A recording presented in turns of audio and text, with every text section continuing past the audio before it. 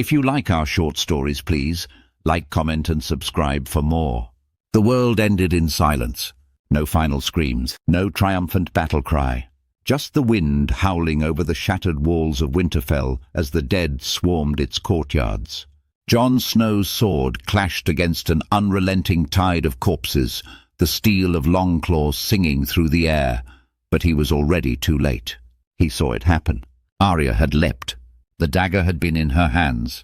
And then, ice, a sudden crushing cold. The Night King had caught her. Jon had tried to reach her, his voice tearing through the chaos, but his legs would not carry him fast enough. The blue light flashed, and Arya Stark, the girl who had defied death 1,000 times, crumbled into nothing but a lifeless husk, her eyes burning with the same cold fire that had taken so many before her. The army of the living broke in that instant. Sansa Stark stood atop the battlements, watching the nightmare unfold below. The creatures of ice moved like shadows given form, cutting through the last defenders. Brienne of Tarth, bleeding, roared in defiance before vanishing beneath a wave of whites. The Hound fought beside her until a frost-bitten hand tore through his throat. The living lost Winterfell before dawn, and yet, for reasons Jon could not yet understand, the Night King did not kill Sansa. He did not raise her into his army. Instead, he touched her forehead with an icy hand. A dark whisper filled the air, like wind through the crypts, and then the Night King knelt before her.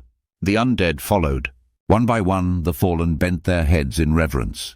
The dead had a queen. 1 month later, the sky had not brightened since Winterfell fell. The sun was merely a suggestion beyond the thick clouds, casting the world in an eternal twilight. Far south, in the broken remnants of King's Landing, Jon Snow sat among the last of the living. His sword rested against his knee, untouched. He had not spoken for days. The survivors were few, less than he had ever imagined possible. He had watched thousands march north. He had watched thousands die. Beside him, Davos Seaworth stared into the fire, his face shadowed and empty. "There's no word from Dawn," he muttered. "Nothing from the Vale. The North is gone." "The North is not gone," Jon said, voice hoarse. "It rules us now." No one wanted to say her name. Sansa, the Queen of the Dead. Word had spread faster than the cold. She had marched the army south, through the Riverlands, through the Crownlands. Wherever she went, the living kneeled, or they joined her army of whites. She did not kill mindlessly. No, the Night Queen had learned. She knew the ways of kings and queens. She offered a choice: swear loyalty or be remade in her image. Jaime Lannister sat in the corner of the ruined hall, sharpening a dagger. "She's not Sansa Stark anymore," he muttered. "She's something else." "She's our queen," Tyrion whispered, almost to himself. Jon's fists tightened. He could still see her, standing above the battlefield, her red hair turned silver with frost, her voice colder than the winds of the north. She did not scream commands. She did not rage. She merely ruled. The dead did not disobey her, and that made her far more dangerous than the Night King ever was. The fall of Storm's End. The first real battle between the living and the dead happened at Storm's End. Gendry Baratheon had refused to kneel. He had taken his father's castle and sworn that no Baratheon would bow to the cold. He had barricaded the gates, set fire to the surrounding fields, and raised every blade he could find. It was not enough. Jon had been too far away. He had only heard the stories from the few who survived. The dead did not storm the walls. They did not fight in the way men fought wars. They simply waited. A cold mist crept into the castle at night. The air grew thin. Food rotted. The men who stood guard woke up slower each morning, their minds clouded, their fingers stiff and unfeeling. Some stopped speaking altogether. By the time the gates opened, Gendry had opened them himself. When the living rode to reclaim Storm's End, they found him standing upon its battlements, his eyes the color of a frozen lake. The banners of House Baratheon still flew, but they were drenched in frost. No one knew what Sansa had whispered to him in the dark. But the Baratheons belonged to the dead now. A message from the Queen. Jon Snow was staring into the fire when the messenger arrived. He was a boy, no older than 13. He rode a half-dead horse, its breath steaming unnaturally in the warm air. The boy's hands were blue, his lips cracked. Yet he spoke with perfect clarity. "The Queen offers you mercy, Jon Snow." Every sword in the camp was drawn. The boy did not flinch. "She remembers who you were," the boy continued, his voice hollow. "She does not wish for war, but she will have it if you force her hand."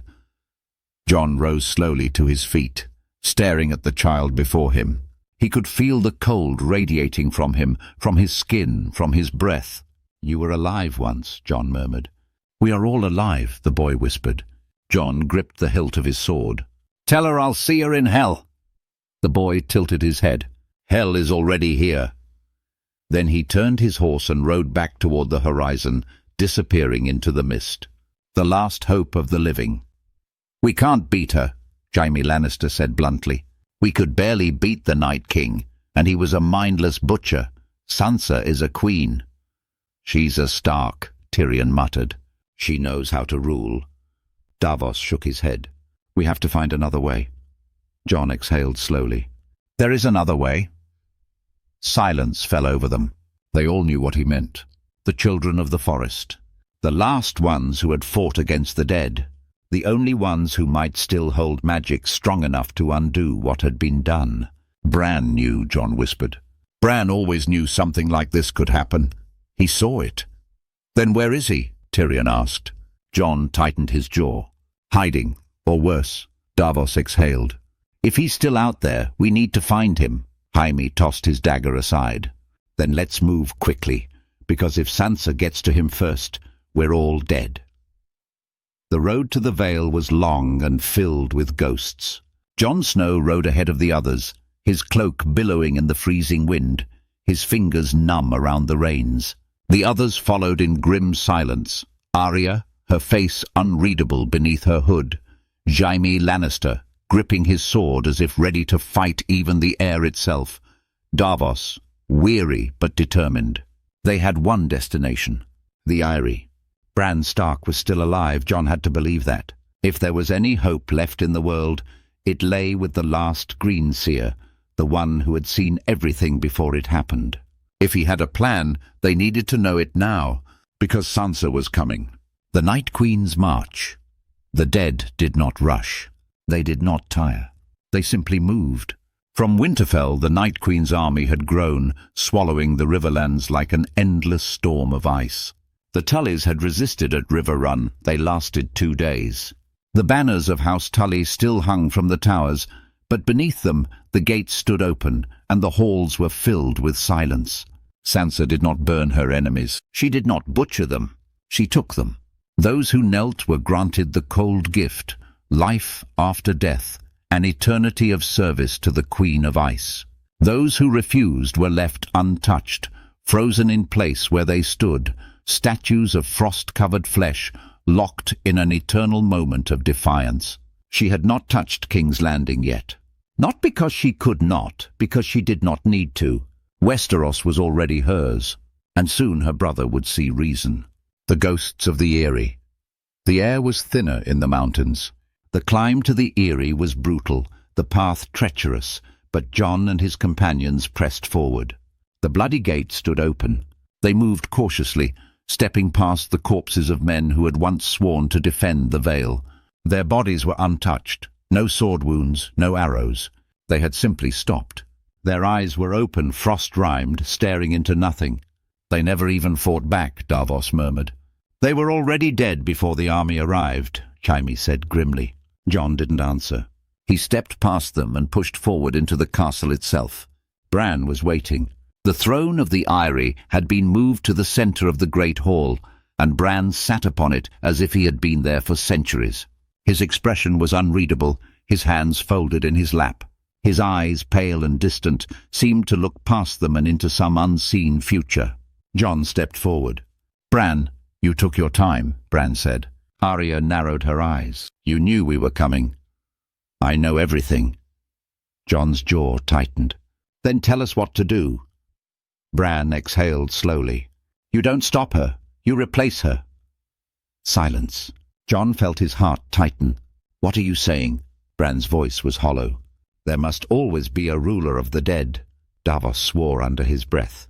Jaime stepped back. Even Arya, fearless as she was, seemed uneasy. Jon clenched his fists. No, there's another way. There is, Bran admitted.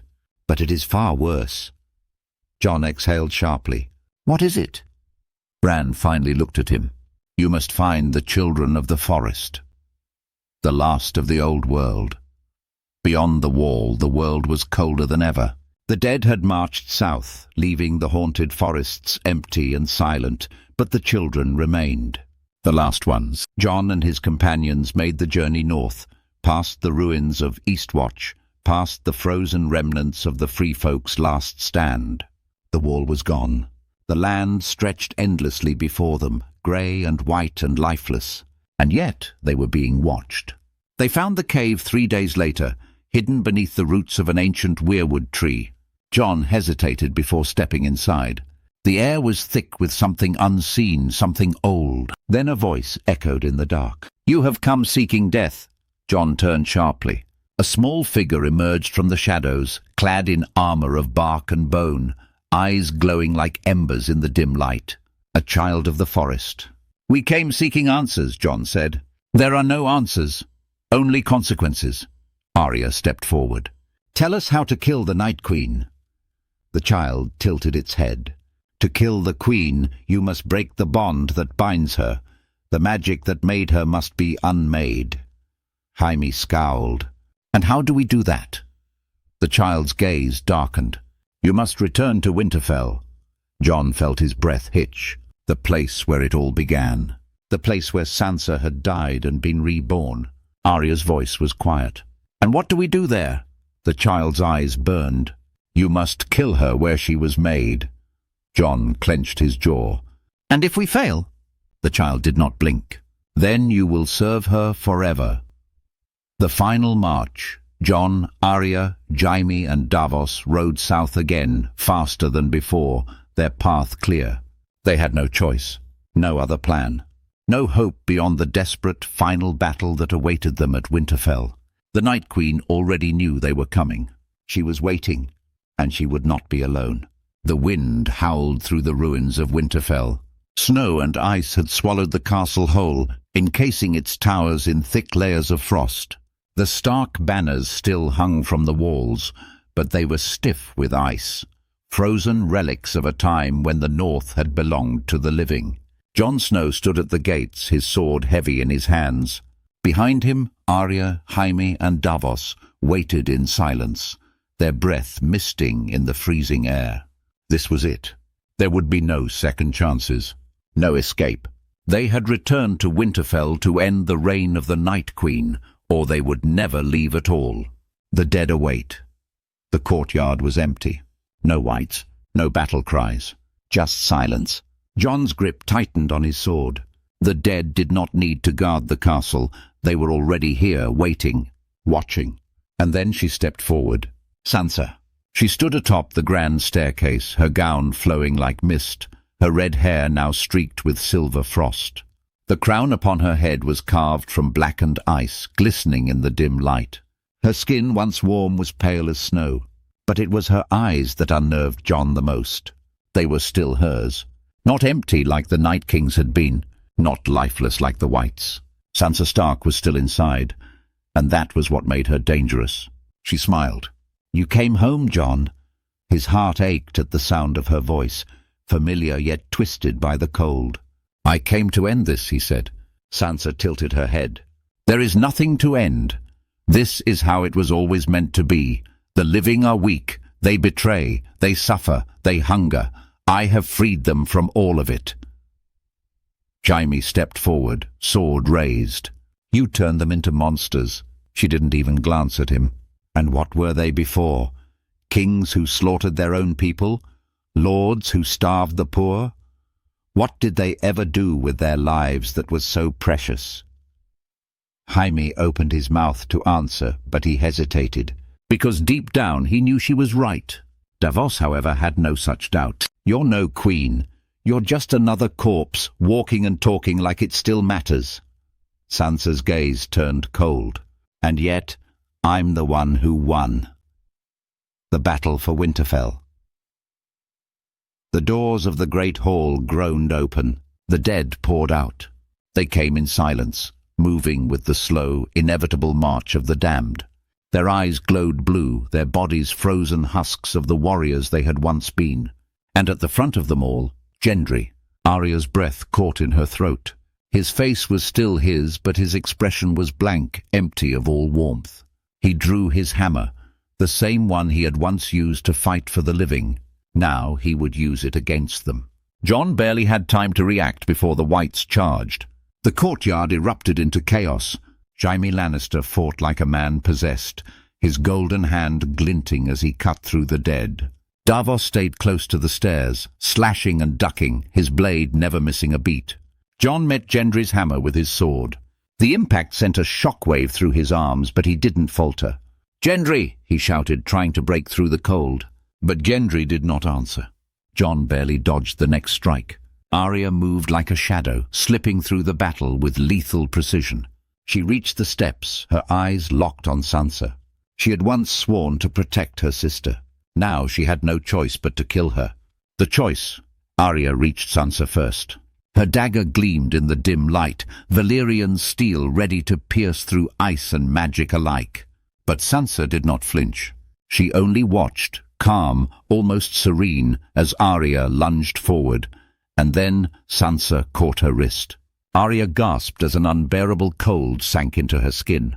Sansa pulled her close, their faces inches apart. "I never wanted to hurt you," Sansa whispered. Arya struggled, her muscles locking up as frost spread across her arm. She could feel the ice creeping into her bones, into her mind. "No," she gasped, but her breath came out in misty shards. Jon saw it happen, but he was too far away. Too late. Sansa exhaled softly. "Don't fight it, Arya.